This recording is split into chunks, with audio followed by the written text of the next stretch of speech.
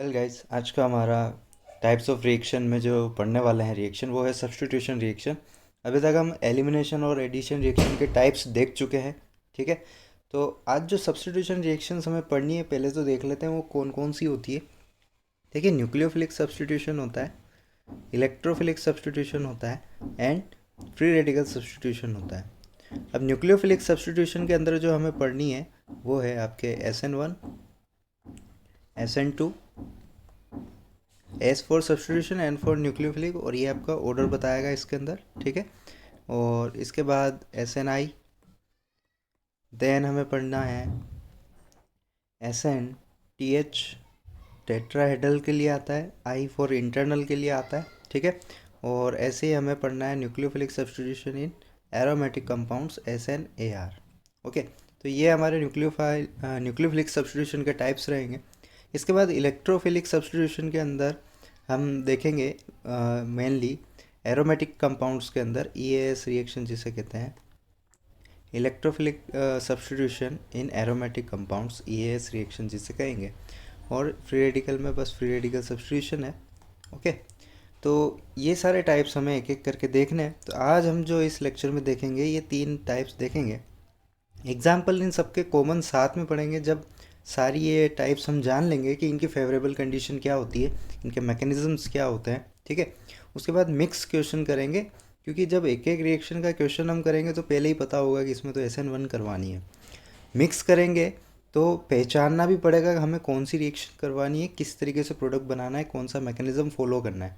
Okay, तो अभी मैं जो लेक्चर्स लूँगा उनमें ये आपके टाइप्स एक्सप्लेन करूँगा, केवल इनके फेवरेबल कंडीशन, मैकेनिज्म वगैरह। ओके, या कोई इंपॉर्टेंट पॉइंट है, नोट है तो वो।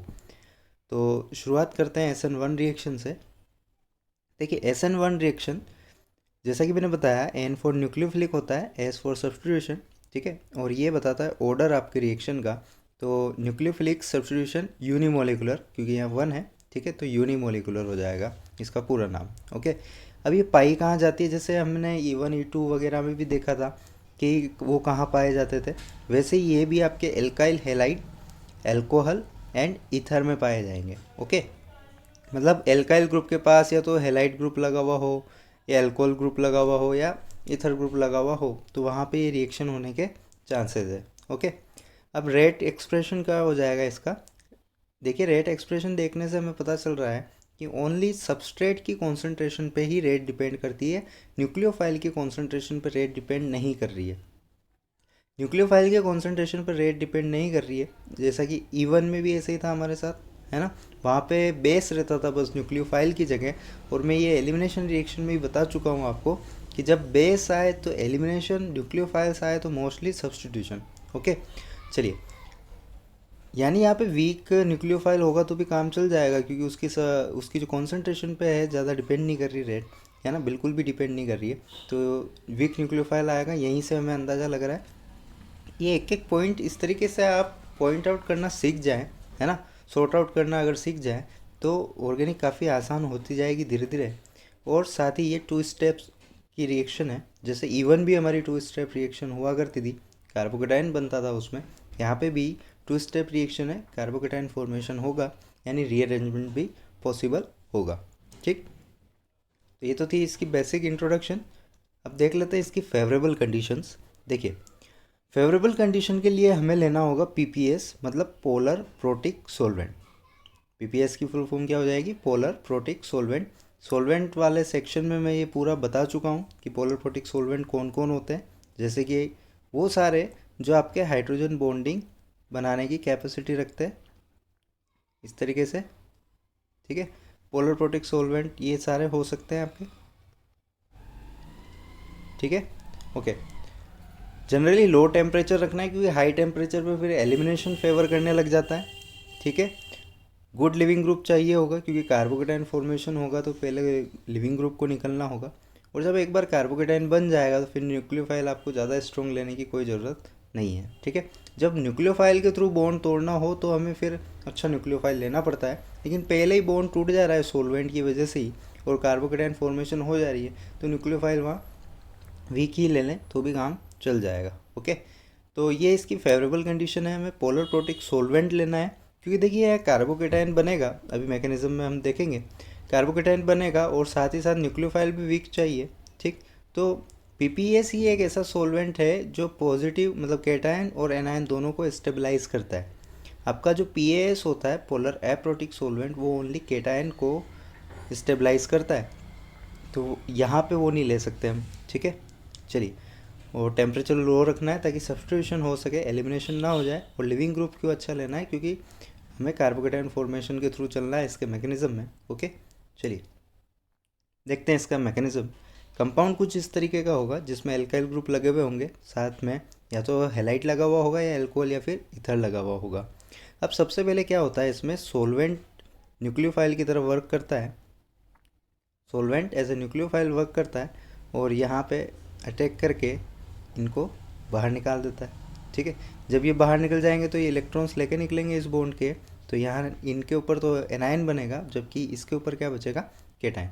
और ये जो सोलवेंट के थ्रू जब निकलते हैं, ये स्टेप आपकी स्लो स्टेप होती है, आरडीएस स्टेप होती है। ओके, जितना अच्छा लिविंग ग्रुप होगा उतनी ही रेट फास्ट होगी। हम इसके रेट बेस्ड क्वेश्चन भी करेंगे, ठीक है। चलिए, ये केटायन बन गया आपका। अब केटायन जब बनता है तो ये सारे हमने रिएक्शन इंटरमीडिएट के अंदर पढ़े थे, रिएक्शन इंटरमीडिएट, ठीक है, केटायन एनायन फ्री रेडिकल वगैरह, ठीक। तो ये आपका रीअरेंजमेंट यहाँ पॉसिबल हो सकता है, जो भी बेटर स्टेबल फॉर्म हो इसकी वो उसमें आप पहले रीअरेंज करें, देन न्यूक्लियोफाइल आके अटैक कर देगा और अटैच हो जाएगा इसके साथ। देखें हम सब्स्टिट्यूशन की क्या पहचान है, सिंगल बॉन्ड से सिंगल बॉन्ड। एलिमिनेशन में क्या किया था हमने, देखिए एलिमिनेशन में हमने क्या किया था, एलिमिनेशन में हमने किया था, आप सिंगल बॉन्ड से जाते थे मल्टीपल बॉन्ड में, है ना। सिंगल बॉन्ड से किस में जाते थे, मल्टीपल बॉन्ड में जाते थे। एडिशन रिएक्शन में इसका उल्टा होता था कि मल्टीपल बॉन्ड से सिंगल बॉन्ड में जाते थे। और सब्स्टिट्यूशन रिएक्शन की क्या पहचान है, सिंगल बॉन्ड से आप जाएंगे सिंगल बॉन्ड में, ठीक है। ओके, एक और चीज़ यहाँ पे पॉइंट आप नोट करें, देखिए जब सोल्यूट और सोलवेंट के बीच में इंटरेक्शन होता है, तो मैंने आपको जो सोलवेंट वाला लेक्चर दिया था उसमें बताया था कि जब सोल्यूट और सोलवेंट के बीच में इंटरेक्शन होता है तो ऐसी रिएक्शन को कहते हैं सोल्वेशन रिएक्शन। क्या कहते हैं ऐसी रिएक्शन को, सोल्वेशन रिएक्शन। अगर कभी स्टेटमेंट आ जाए कि SN1 इज सोल्वेशन रिएक्शन, तो बिल्कुल ट्रू है, क्योंकि यहाँ सोल्यूट और सोलवेंट में आपके इंटरेक्शन होता है पहले, इस कारण ये सोल्वेशन रिएक्शन कहला सकती है। ओके, तो ये तो इसकी एक बेसिक मैकेनिज्म थी, जिसमें पहले सोलवेंट से आपका लिविंग ग्रुप लीव किया, केटायन बनाया, उसने रीअरेंजमेंट वगैरह अगर पॉसिबल है तो वो किया, उसके बाद न्यूक्लियोफाइल ने आके उस पर अटैक करके प्रोडक्ट बना दिया। ओके, लेकिन इसमें और भी कुछ होता है, बताता हूँ क्या होता है। देखिए, कार्बोकेटायन आपका प्लेनर होता है, sp2 होता है, ठीक है। तो न्यूक्लियोफाइल जो है प्लेनर होने की वजह से दोनों साइड से अटैक कर पाता है इसके ऊपर। देखिए, एलिमिनेशन में तो क्या होता था, बेस होता था, उसको तो खाली H+ से मतलब है, तो वहाँ ज़्यादा ऐसा कुछ लफड़े होते नहीं थे। यहाँ देखिए, न्यूक्लियोफाइल आपके फ्रंट साइड अटैक भी कर सकता है और बैक साइड से आके भी अटैक कर सकता है, मतलब दो साइड से अटैक कर सकता है। जैसे ये लिविंग ग्रुप निकला, यहाँ केटायन बन गया, ठीक है। अब जो न्यूक्लियोफाइल आने वाला है, मान लीजिए ये इसकी बेस्ट स्टेबल फॉर्म है, तो यहाँ पे फ्रंट साइड अटैक भी हो सकता है, बिल्कुल फ्रंट से आके अटैक कर दे, और बैक साइड अटैक भी हो सकता है, ठीक है। और वीक होगा तो भी कर लेगा वो, क्योंकि यहाँ प्लेनर स्ट्रक्चर है, ज़्यादा घुसने में उसको मशक्क़त नहीं करनी है, और केटायन अच्छा खासा उसको अट्रैक्ट भी करेगा, ठीक है। तो अब होगा क्या, देखिए फ्रंट साइड से अटैक हुआ तो यहीं पे आके अटैच हो जाएगा, जैसा कि यहाँ देख सकते हैं आप, ये फ्रंट साइड अटैक से बना प्रोडक्ट है। और बैक साइड अटैक से जब आएगा तो ये फ्लिप करेगा, देखिए फ्लिप किया है, ये बी इधर आ गया है और न्यूक्लियोफाइल इस साइड आया है, क्योंकि बैक साइड से आके जुड़ा है वो, ठीक है। तो दो तरह के प्रोडक्ट बनते हैं। अगर ये कायरल कार्बन बनता है तो ये आपका कहलाता है इन्वर्टेड प्रोडक्ट। ये क्या कहलाता है, इन्वर्टेड प्रोडक्ट। और ये कहलाएगा रिटेंशन, क्योंकि इसका कॉन्फ़िगरेशन चेंज नहीं हुआ है, जहाँ से निकला था लिविंग ग्रुप वहीं से आकर न्यूक्लियोफाइल जुड़ गया है, ठीक है। तो ये इन्वर्टेड प्रोडक्ट हो गया, ये रिटेंशन प्रोडक्ट हो गया। और देखिए दोनों एक दूसरे की मिरर इमेज दिख रहे हैं आपको, दोनों एक दूसरे की कैसे हैं, मिरर इमेज है। यानी ये जो इनका कंपोजिशन होगा, साथ में इनका जो मिक्सचर होगा, वो आपके क्या कहलाएगा, रेसमिक मिक्सचर कहलाएगा। वो क्या कहलाएगा, रेसमिक मिक्सचर, ठीक है। 1:1 में जब दो इनैंशियोमर हम ऐड करते हैं तो उसको क्या कहते हैं, होमोजेनियस इनैंशियोमर को जब हम ऐड करते हैं तो क्या बोलते हैं, रेसमिक मिक्सचर बोलते हैं। यानी SN1 के अंदर प्रोडक्ट आपके रेसमिक बनते हैं अगर कार्बन कायरल है तो, ठीक है। बैक साइड अटैक से इन्वर्टेड प्रोडक्ट बनेगा, फ्रंट साइड अटैक से रिटेंशन वाला प्रोडक्ट बनेगा। क्लियर ये बात, ठीक। अब एक और बात कि यहाँ दो जब बने हैं तो जैसे इवन में दो बनते थे तो हम मेजर और माइनर की बात करते थे, यहाँ पे कौन मेजर और माइनर होगा वो बात भी कर लेते हैं, ठीक है। मेजर होगा आपका इन्वर्टेड प्रोडक्ट, ये ज़्यादा कंपोजिशन में बनेगा, ठीक है। और रिटेंशन वाला प्रोडक्ट क्या होगा आपके, माइनर होगा। अब ऐसा क्यों होगा, कैसे मान लें इसको कि यही होगा, ठीक है। अब ज़रा ध्यान से देखें, ज़्यादा कंपोजिशन में कौन से प्रोडक्ट्स बनते हैं, जब आसानी से बन जाए, ठीक है। आसानी से बन जाए तो वो ज़्यादा कंपोजिशन में बनेंगे, जितनी ज़्यादा मशक्क़त करनी होगी वो उतना ही कम कंपोजिशन में बनेगा। देखिए होता क्या है, जब फ्रंट साइड अटैक करने आता है तो जो लिविंग ग्रुप है ना आपके, ये भी इधर से ही निकला और इधर से ही न्यूक्लियोफाइल भी आ रहा है। अब न्यूक्लियोफाइल भी नेगेटिव, लिविंग ग्रुप भी नेगेटिव, दोनों के बीच में रिपल्शंस होते हैं, टकराव होते हैं, लड़ लड़ के आता है यहाँ पे इस पे अटैक करने, ठीक है। जबकि बैक साइड से जब आता है तो इसको उतने रिपल्शन ऑफर नहीं होते लिविंग ग्रुप, क्योंकि लिविंग ग्रुप इधर से जा रहा है, वो बैक साइड से आ रहा है, ठीक। तो इस वजह से यहाँ आसानी रहती है बैक साइड अटैक में। बैक साइड अटैक में आसानी होगी तो जो कंपोजिशन होगा वो इन्वर्टेड का मेजर होगा, ठीक है। ये बात ध्यान रखें। हालांकि देखिए रेसमिक मिक्सचर 1:1 होता है, बराबर बराबर होता है, लेकिन यहाँ पे थोड़ा ईज है अटैक करने का, तो थोड़ा सा ये ज़्यादा कंपोजिशन में होगा आपका, ठीक है। उस वजह से कहलाएगा अभी भी वो रेसमिक, लेकिन मेजर कौन सा होगा, इन्वर्टेड वाला होगा। क्यों, क्योंकि यहाँ पे थोड़ा अटैक करने में आसानी है बैक साइड से, इधर से इसको लिविंग ग्रुप जो निकलेगा उसका रिपल्शन ऑफर नहीं होगा। क्लियर है ये बात, ठीक।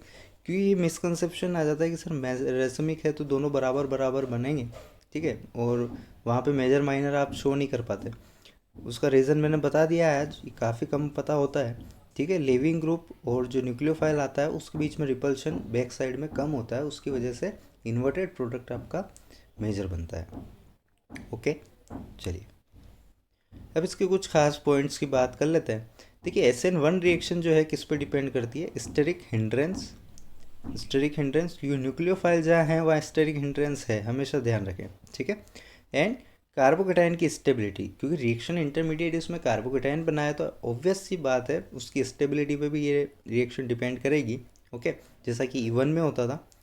अब कार्बोकेटाइन कहाँ स्टेबल होता है, देखिए 3 डिग्री में स्टेबल होता है, ठीक है। उसके बाद 2 डिग्री देन प्राइमरी कार्बोकेटाइन आपका। तो ये रेट वाले क्वेश्चन जो आते हैं आपके कि जैसे लाइक 4 ऑप्शन दे दिए और आपको पूछ लिया कि कौन सा कंपाउंड फेवर करेगा SN1 रिएक्शन को, जैसा कि अभी जेई में भी आया था, ठीक है। काफ़ी सारे क्वेश्चन जेई में इस बार बिल्कुल बेसिक रिएक्शन मैकेनिज्म से पूछे गए हैं। E one reaction, even CB reaction, SN1 reaction काफ़ी आई है, हर शिफ्ट में पूछे गए हैं, तो इसलिए रिएक्शन मैकेनिज्म पढ़ना बहुत इंपॉर्टेंट है और ध्यान से पढ़ो, बिल्कुल बेसिक क्वेश्चन आ रहे हैं मेंस में तो, ओके। और एडवांस में भी आपको ये जो मैकेनिज्म्स बता रहा हूँ काफ़ी काम आएंगे, ओके। चलिए नेक्स्ट पॉइंट पे चलते हैं।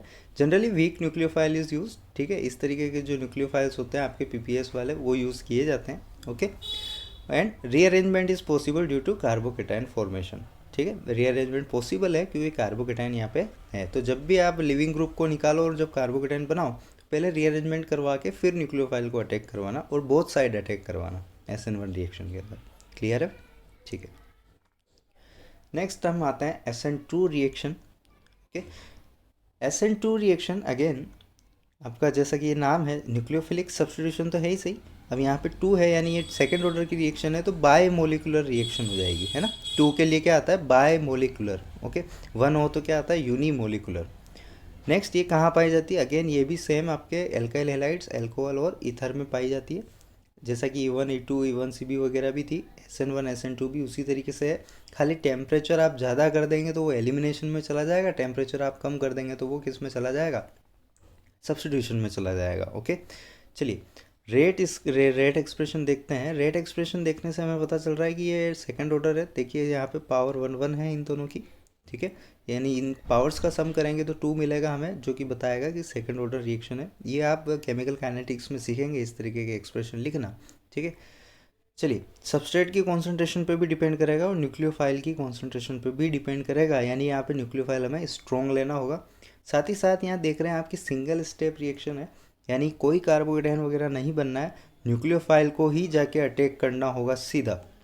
सीधा जब अटैक करना होता है तो उसकी वजह से बॉन्ड तोड़वाना होता है हमें, ठीक है। तो इसलिए भी स्ट्रॉन्ग ये चाहिए होता है, तो रटने की कोई ज़रूरत नहीं है, सारे लॉजिकल चीज़ें हैं, ठीक है। नेक्स्ट, इसकी फेवरेबल कंडीशंस की बात करें तो सबसे पहली बात वही है कि न्यूक्लियोफाइल हमें स्ट्रॉन्ग चाहिए, ओके, क्योंकि डायरेक्ट अटैक करवाना है। इस बार सेकंड स्टेप में अटैक नहीं होगा, इस बार पहली ही स्टेप में अटैक होकर प्रोडक्ट बन जाएगा, okay. Next, polar aprotic solvent लेंगे हम, जैसे कि एसीटोन, डीएमएफ, डीएमएसओ, पूरी लिस्ट मैंने बताई थी, और इनके स्ट्रक्चर आसानी से याद हो जाए उसके लिए भी मैंने आपको सही से समझा दिया था उस सोलवेंट वाले लेक्चर में। जिनको भी वो मिस हुआ था वो ज़रूर देख लें इनसे पहले, क्योंकि काफ़ी रोल आएगा इनका सब्स्टिट्यूशन रिएक्शन वगैरह में, आपके सोलवेंट्स का, सिर्फ यहीं भी नहीं आगे भी आएगा, ओके। तो पोलर एप्रोटिक सोलवेंट क्यों यूज़ किया, पहले तो उसके बारे में हम बात कर लेते हैं। देखिए, पीपीएस अगर लेंगे तो वो तो आपके SN1 रिएक्शन होने की फेवरेबल कंडीशन हो जाएगी, ठीक है। तो यहाँ हमें SN1 नहीं करवानी है, सिंगल स्टेप में जब प्रोडक्ट बनाना हो तो हमें SN1 की रेट कम करनी होगी, तो उसके लिए पीपीएस ना लेके हमने क्या लिया है, पीएएस लिया है, ओके। साथ ही साथ एक और बात है, पीएएस, आपके जो पीपीएस होता है वो एनायन को भी स्टेबल करता है, तो थोड़े न्यूक्लियोफाइल को वो वीक कर देता है, जैसा कि हमने देखा था, ठीक है।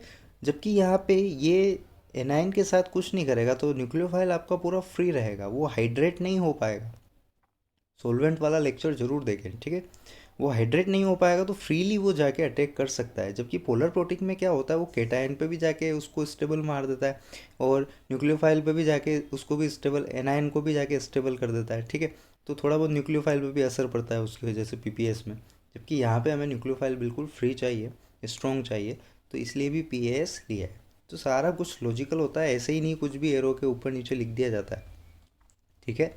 नेक्स्ट, गुड लिविंग ग्रुप इसमें भी चाहिए, क्योंकि साथ में निकालना है, मतलब न्यूक्लियोफाइल आएगा और लिविंग ग्रुप निकलेगा, तो ये भी अच्छा ही चाहिए होता है हमें, क्योंकि अगर ये वीक हुआ, अच्छा लिविंग ग्रुप नहीं हुआ, पुअर लिविंग ग्रुप हुआ, और न्यूक्लियोफाइल तो आ गया स्ट्रॉन्ग होने की वजह से, लेकिन वो निकल ही नहीं रहा, ऐसा नहीं होना चाहिए, ठीक है। नेक्स्ट, टेम्परेचर लो ही चाहिए आपको, सब्स्टिट्यूशन रिएक्शन है, ठीक।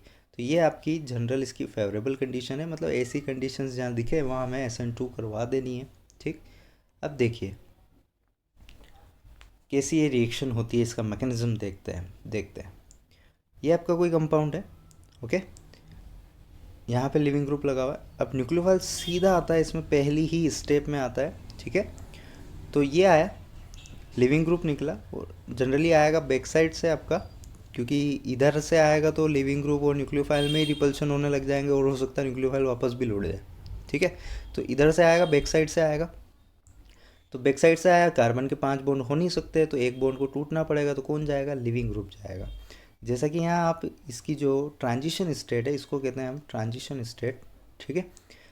न्यूक्लियोफाइल आ रहा है, बॉन्ड फॉर्मेशन हो रहा है जो ग्रीन से दिखाया है, और ये बॉन्ड ब्रेक हो रहा है आपका रेड से जो शो किया है, ठीक है। ये नॉट आइसोलेबल होती है, आइसोलेट नहीं की जा सकती, ठीक है। ये ट्रांजिशन स्टेट सिर्फ आपको समझाने के लिए बताई गई है, इसको अलग से हम आइसोलेट नहीं कर सकते, ठीक है। कि आप चाहें कि ऐसा कुछ हमें मिल जाए, ऐसा नहीं मिलेगा आपको, जस्ट इमेजिनरी है, समझाने के लिए, ओके। जस्ट ये सिंगल स्टेप में ये प्रोडक्ट आ जाता है, यहाँ से सीधा जैसे ही न्यूक्लियोफाइल अटैक किया और सीधा ये प्रोडक्ट बनता है, ओके। अब देखिए बैक साइड अटैक हुआ है तो अगेन यहाँ पे इन्वर्जन होगा, देखिए ये डी जो था आपका राइट साइड आ गया और न्यूक्लियोफाइल लेफ्ट साइड आके लग गया, ठीक है, लिविंग ग्रुप निकल चुका है। और ये जो इस टाइप का SN2 में इन्वर्जन होता है, इसको वॉल्डन इन्वर्जन भी बोलते हैं, कई बार आता है स्टेटमेंट में, तो उसके लिए पता होना चाहिए, ठीक है। तो ये फाइनल हमारा बना प्रोडक्ट, और कैसा बना, इन्वर्टेड, एक ही बनेगा क्योंकि सिंगल स्टेप है, कोई कार्बोकेटाइन नहीं है, दोनों साइड से अटैक कर नहीं सकता वो, ठीक। अब यहाँ पे बात करते हैं थोड़ी रेट की। देखिए न्यूक्लियोफाइल सीधा है, और न्यूक्लियोफाइल जहाँ है वहाँ स्टेरिक हिंड्रेंस हमेशा है, ठीक है। खुद के ऊपर भी स्टेरिक हिंड्रेंस कम होनी चाहिए, और जिस पे वो अटैक करने जा रहा है उसके ऊपर भी स्टेरिक हिंड्रेंस कम होनी चाहिए, ताकि वो आसानी से जाके अटैक कर पाए, ओके। तो देखिए यहाँ, इसीलिए मैंने यहाँ पे एक ऐसा लिया है, देखिए कम हिंड्रेंस वाला लिया है, हाइड्रोजन के ही आइसोटोप्स लगाए हैं, ताकि वो आसानी से जाके अटैक कर ले और इसको लिविंग ग्रुप को बाहर निकाल दे। स्टेरिक हिंड्रेंस कम कहाँ होती है, देखिए प्राइमरी में होती है, उसके बाद फिर 2 डिग्री, फिर 3 डिग्री। तो इसमें ऑर्डर क्या आ जाएगा, कुछ इस तरीके से आएगा। ठीक है, ये सारी लॉजिकल चीज़ें हैं, देखिए सर समझ में आने लग जाएगी धीरे धीरे धीरे करके। तो जब हम चैप्टर्स करेंगे तो वहाँ फिर हम सीधा प्रिपरेशन और रिएक्शंस करने पे फोकस कर पाएंगे, ये सारी बातें वहाँ नहीं बतानी पड़ेगी। ठीक है, तो इसके इंपॉर्टेंट पॉइंट्स को डिस्कस कर लेते हैं। देखिए कोई रीअरेंजमेंट नहीं है क्योंकि कोई कार्बोकेटाइन नहीं है। ठीक, SN2 की रेट अच्छी कब होगी, जब हिंड्रेंस कम होगा, मतलब प्राइमरी वाले को ज़्यादा प्रीफर करेगा। अब SN1 SN2 में भी डिफरेंस पता चल गया कि SN1 में तो जो आपका टर्शरी ग्रुप होगा वो प्रीफर करेगा, जबकि SN2 को कौन प्रीफर करेगा, 1 डिग्री 2 डिग्री। ठीक है, स्ट्रॉन्ग न्यूक्लियोफाइल होंगे आपके OH minus HS minus NH3। अच्छा, यहाँ से एक और चीज़ कभी कभी आती है डाउट में कि 2 डिग्री वाले का क्या करेंगे सर, उसको SN1 में लेंगे कि SN2 में लेंगे। ठीक है, तो उसके लिए आपको बाकी और भी कंडीशंस देखनी होगी, जैसे लाइक न्यूक्लियोफाइल कैसा है आपका, स्ट्रॉन्ग है कि वीक है। ठीक है, सोलवेंट कैसा है आपका, PAS है कि PPS है, उसके अकॉर्डिंग फिर डिसीजन लेना होगा इसके ऊपर। ठीक है, नेक्स्ट इसमें प्रोडक्ट कैसा बनेगा, इन्वर्टेड प्रोडक्ट बनेगा। अगर कायरल कार्बन है तो इन्वर्टेड की बात होगी, अदरवाइज़ तो ऐसी कोई बात ही नहीं होगी अगर इन्वर्टेड, क्योंकि ये इन्वर्जन वगैरह ये कहाँ बात होती है, सिर्फ ऑप्टिकल एक्टिव कंपाउंड्स में। ठीक, तो कायरल कार्बन हो तो ही इन्वर्टेड बोलना है, नहीं है तो फिर नॉर्मल प्रोडक्ट बना देना है उसका। ओके, तो ये इसकी फेवरेबल कंडीशंस हो गई SN2 के लिए।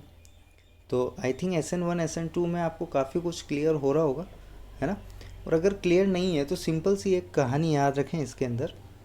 देखिए नेक्स्ट रिएक्शन से आने के पहले वो बता देता हूँ मैं, डिस्कवरी चैनल या जियोग्राफिक जो नेशनल जियोग्राफिक वगैरह होते हैं उसमें आपने कभी देखा हो, लाइक जो आपका शेर है वो जब अटैक करने जाता है तो वो पूरा झुंड हो चाहे भैंसे खड़े हो बहुत सारे, वो डरता नहीं, वो चला जाता है। ठीक है, क्योंकि वो स्ट्रॉन्ग है, काफ़ी स्ट्रॉन्ग है। ठीक, तो SN2 में कुछ ऐसा ही है, जो भी आपके सबस्ट्रेट वगैरह रखे हुए हैं, ठीक है, वहाँ पे न्यूक्लियोफाइल को सीधा जाके अटैक करना है।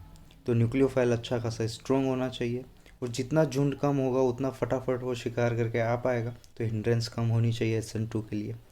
यही आपने देखा होगा, ये जो भेड़िए वगैरह होते हैं ये इंतज़ार करते हैं कि कोई उस झुंड में से निकल के पानी वानी पीने अलग आए, अकेला आए, ठीक है, फिर वो उस पर अटैक करे, क्योंकि वो उतने स्ट्रॉन्ग नहीं होते हैं।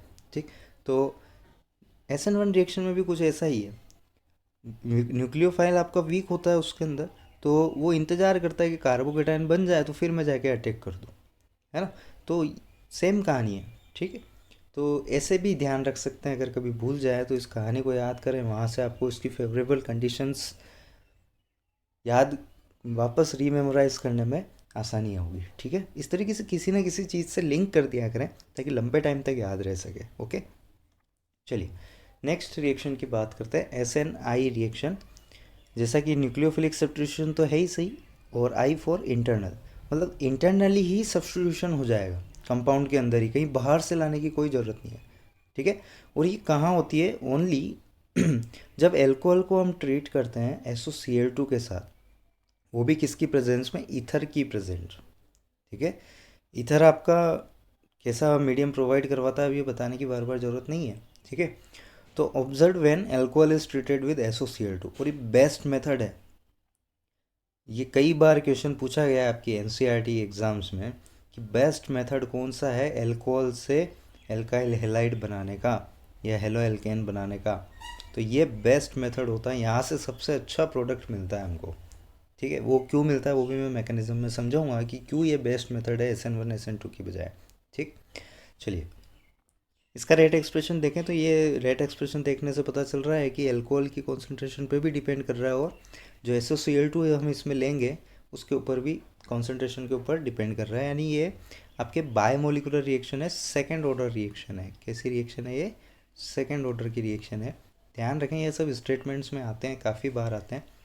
नेक्स्ट इसका मैकेनिज्म देख लेते हैं कि कैसा होगा ये। देखिए ये अल्कोहल है आपका, ठीक है, OH ग्रुप लगा हुआ है, और यहाँ कौन आ रहा है इसके साथ रिएक्शन करने, SOCl2 आ रहा है, वो भी कौन से मीडियम में आता है, ईथर वाले मीडियम में आता है। ठीक है, ये लिखना ज़रूरी है आपको। ओके, तो होगा क्या, देखिए ये H और ये Cl निकल जाएंगे, तो इन दोनों के बीच में बॉन्ड बन जाएगा। ओके, इस तरीके से। ठीक, अब नेक्स्ट क्या होता है, देखिए ये आपके न्यूक्लियोफाइल है Cl, ये न्यूक्लियोफाइल है, और यहाँ पे इस कार्बन और इस O के बीच में देखिए इलेक्ट्रॉन नेगेटिविटी का थोड़ा बहुत जो डिफरेंस है उसकी वजह से यहाँ पार्शियली पॉजिटिव आ रहा है, ठीक है। तो ये जो इसके पास लोन पेयर लेके बैठा हुआ है 3-3, ठीक है, ये 3-3 लोन पेयर जो लेके बैठा हुआ है, इसको वो पार्शियली पॉजिटिव चार्ज काफ़ी अट्रैक्ट करता है, तो ये चला जाता है उसके पास। ये जैसे ही जाएगा वहाँ 5 बॉन्ड हो नहीं सकते, तो किसी को तो निकलना होगा। जो आपके सल्फ़र के साथ लगे हुए ग्रुप होते हैं काफ़ी अच्छे लिविंग ग्रुप होते हैं, I- से भी अच्छे लिविंग ग्रुप्स होते हैं वो, ठीक है। तो ये निकल जाएगा बाहर, ठीक। अब देखिए निकला कौन है, ये वाला पूरा पार्ट निकला है, SO2 वाला पार्ट निकला है, ठीक है। SO2 बाहर निकल गई एज ए गैस, इसको हम अलग से कलेक्ट कर सकते हैं। HCl भी जब निकलेगा तो इसको भी अलग से कलेक्ट कर सकते हैं। और जैसे ही देखिए फ्रंट साइड अटैक ही है तो रिटेंशन रहेगा, प्रोडक्ट में इन्वर्जन नहीं होगा, रिटेंशन वाला प्रोडक्ट हमें मिलेगा क्योंकि फ्रंट साइड अटैक ही है, ठीक है। देखिए इसमें कोई बाई प्रोडक्ट नहीं मिल रहा, ये सारी गैसेस के तौर पे हम अलग से कलेक्ट कर सकते हैं। तो ये जो प्रोडक्ट मिला ये हमें काफ़ी अच्छी कंपोजिशन में मिलता है, काफ़ी अच्छा परसेंटेज होता है इसका। तो इसी कारण जो आपके एल्कोहल को जब एल्काइल हैलाइड में कन्वर्ट करना होता है तो ये बेस्ट मेथड माना जाता है, ठीक है। अब SN1 क्यों नहीं है, SN1 में 2 प्रोडक्ट बनते हैं तो कंपोजिशन थोड़ी कम हो जाती है। SN2 क्यों नहीं है, देखिए OH अच्छा लिविंग ग्रुप नहीं है, सिंगल स्टेप में आके ये निकलेगा नहीं, ठीक है। न्यूक्लियोफाइल तो चलो आ जाएगा, स्ट्रॉन्ग ले लोगे, पर ये OH निकलेगा नहीं, ठीक है। तो इसको निकालने के लिए फिर आपको OH2+ बनाना पड़ेगा और 2 स्टेप में जाएगी फिर वो रिएक्शन। तो इसी कारण SNI रिएक्शन जो है वो बेस्ट मेथड है आपके एल्कोहल टू एल्काइल हैलाइड बनाने के लिए, या एलो एल्केन भी बोल सकते हो, ठीक। तो ये इसका मैकेनिज्म है, फ्रंट साइड अटैक होता है और इंटरनली ही अटैक हुआ है, देखे कंपाउंड के अंदर ही अटैक हुआ है, बाहर से न्यूक्लियोफाइल नहीं आया है इसमें कोई, ठीक है। तो इस तरीके से ये होता है पूरा, ओके। इंपॉर्टेंट पॉइंट की बात कर लेते हैं इसके। देखिए न्यूक्लियोफाइल जो होता है अटैक इंटरनली करता है, इसीलिए इसका नाम भी SNI रखा गया है कि इंटरनली अटैक है उस वजह से। और कॉन्फ़िगरेशन कैसा होगा, रिटेंशन वाला होगा प्रोडक्ट का, ठीक है। रिटेंशन वाला प्रोडक्ट क्यों होगा, क्योंकि फ्रंट साइड अटैक है, बैक साइड से नहीं आया वो इसलिए। एंड नो कार्बोकेटाइन तो नो रीअरेंजमेंट, ये भी ध्यान रखें। और सोलवेंट क्या क्या हो सकते हैं, देखिए इसमें ईथर तो है ही सही, या ईथर के ही और रूप जैसे THF टेट्राहाइड्रोफ्यूरेन जो होता है आपका वो, या 82 वगैरह, ये जनरल दिखते हैं आपको, इनमें से कोई एक दिखेगा, ठीक है। तो ऐसे सोलवेंट होने चाहिए इसके लिए। अब यहाँ पे एक इसमें इम्पोर्टेंट बात है, वो नोट करने वाली बात है कि अगर हम ईथर वगैरह की जगह वो जो THF वगैरह बताया आपको, उसकी जगह अगर हम पिरिडीन ले लें तो क्या इफ़ेक्ट आता है इस रिएक्शन के ऊपर। देखिए अगेन आप जो मीडियम लेते हो उससे कितना बड़ा चेंजेज आता है वो यहाँ से सीखने को मिलता है। जैसे ही आप पिरिडीन लेते हैं ईथर वगैरह की जगह पे, ठीक है, SOCl2 के साथ पिरिडीन, इसको आप ऐसे भी लिख सकते हैं SOCl2 इन पिरिडीन, इस तरीके से लिखा हुआ आता है एरो पे ये, ठीक है। जैसे ही आप पिरिडीन ऐड करते हैं तो ये रिएक्शन SNI की जगह SN2 मैकेनिज्म फॉलो करने लग जाती है। और SN2 मैकेनिज्म जैसे ही फॉलो करेगी तो प्रोडक्ट कैसा बनेगा, इन्वर्टेड प्रोडक्ट बनेगा। अब ये सारा क्यों हुआ, देखिए होता क्या है, जब SOCl2 रिएक्ट करने जाता है अल्कोहल के साथ और जो HCl निकलता है, ठीक है, उस HCl और इस पिरिडीन में रिएक्शन होती है और पिरिडीनियम क्लोराइड बनता है। क्या बनता है, पिरिडीनियम क्लोराइड। तो वहाँ से वो एज ए न्यूक्लियोफाइल अलग से आके अटैक करता है, बाहर से आके अटैक करता है पिरिडीनियम क्लोराइड आपका, ठीक है। तो वहाँ फिर वो SN2 रिएक्शन शो करने लग जाता है, ठीक। जबकि ईथर ऐसा है वो रिएक्शन नहीं कर पाता इसके साथ HCl के साथ, ठीक है। तो इसलिए हमें वो वाला ईथर वाला मीडियम लेना होता है इसके अंदर, ताकि वो जो ये HCl बाहर हुआ है इसके साथ रिएक्शन ना नहीं कर पाए, ठीक है। तो ये सारी कहानियाँ होती है। तो अभी तक जो रिएक्शंस हमने देखी है उसमें आपने देखा होगा कि देखो सोलवेंट का कितना अच्छा रोल है हर चीज़ के अंदर, रिएक्शन को कहाँ से कहाँ पहुँचा देता है, साथ ही साथ टेम्परेचर, है ना। सोलवेंट, टेम्परेचर और जो कॉन्सेंट्रेशंस है अटैकिंग स्पीशीज़ की कॉन्सेंट्रेशन, अगर आपने ज़्यादा कॉन्सेंट्रेशन ले ली तो न्यूक्लियोफाइल एज बेस वर्क करने लग जाएगा, ठीक है। तो ऐसे भी डिफेंड करता है। तो ये टाइप्स के लिए आपको ये सारी चीज़ें पहले देखनी होती हैं। साथ ही साथ एक लिविंग ग्रुप भी ले सकते हैं क्योंकि इसका भी काफ़ी रोल रहा है। ये अगर निकलेगा ही नहीं तो SN2 हो नहीं पाएगी, चाहे जितनी कंडीशंस ले लो ये सारी, ठीक है। तो लिविंग ग्रुप का भी अपना एक रोल है, ठीक है। तो इस तरीके से रिएक्शंस पहचानना सीखिए पहले, उसकी फेवरेबल कंडीशंस, उसके मैकेनिज़्म समझिए कि क्या हो रहा है बीच बीच में। और जो लोग मैकेनिज़्म को टालते हैं और डायरेक्ट बस सिंगल स्टेप लेते, शॉर्टकट लेते हैं, उनके लिए मैं बता दूं कि एडवांस में सारे क्वेश्चन मैकेनिज़्म पे ही आते हैं। तो इसीलिए मैं मैकेनिज़्म एक एक करके, बहुत ज़्यादा भरमार भी नहीं दे रहा हूँ लेक्चर में। चाहूँ तो मैं 6 की 6 एक ही लेक्चर में डाल दूँ तुम्हें, दिक्कत तुम्हें होगी। ओके, तो आराम से पढ़िए, समझ के पढ़िए। ये पार्ट अच्छा हो गया तो ऑर्गेनिक अच्छी हो जाएगी। ओके, चलिए, थैंक यू।